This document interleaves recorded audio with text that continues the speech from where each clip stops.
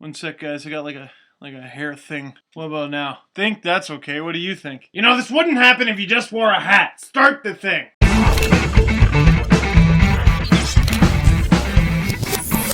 Here's something you almost never hear a hockey fan say at the end of the season without lying. You know, that season went exactly as I expected it to. Okay, buddy. But it's true. It's almost impossible to predict what's going to happen over the course of a season. If it were, I wouldn't fail miserably at every hockey pool I've ever joined in my life. But as the preseason moves forward, you already see some of these stories transpiring. Some players doing much better than expected, and others way the opposite. There's some guys getting cut, some guys stealing spots in the lineup. And you can never fully predict what's going to happen, but that's what the preseason's for. It helps you prepare. For coaches and GMs, it's almost like that final check you do in your pockets before you leave the house. All right, you got my goalies, got my defensemen, got my top six Where's my top six forward? Has anyone seen my top six forward? Could have swore I just had it. And you panic a little because you're missing that key. But maybe a rookie surprises out of camp and fills that spot. It's almost like, oh, I was holding my top six forward the whole time. I thought I left it on the counter. And I'm bringing this up because I was reminiscing about last year, as one often does in September. And I got to thinking of just how many stories came out of nowhere. So let's take a walk down memory lane. Just think of some of the teams you expected to make the playoffs. And not so much. Now think of some of the teams you expected to tank and they ended up doing amazing. Here's an example. Who the heck thought the 7th and 8th seed would meet in the Eastern Final?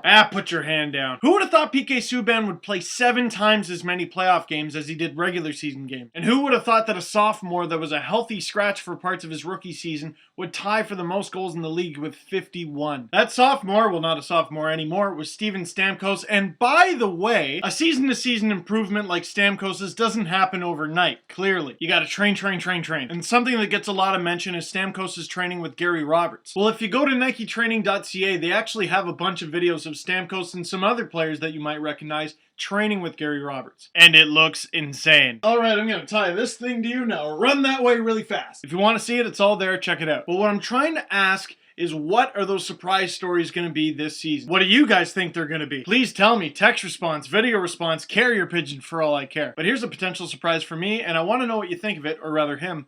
Jeff Skinner. Now you want to talk about the unexpected. All 5'10" of Jeff Skinner scored 50 goals in junior last year. He was expected to go mid to late first round in the draft, ended up going 7th overall to Carolina. And he's been doing really well so far, and it looks like he's going to start the season in the show. So he's already surprised the scouts, but is he going to surprise the pros? I actually got to talk to Jeff Skinner at Canada's World Junior Orientation Camp in Newfoundland. Look for that video very soon. And until then, if you want to tell me what surprises you think are going to happen this season, this is a good place to tell me.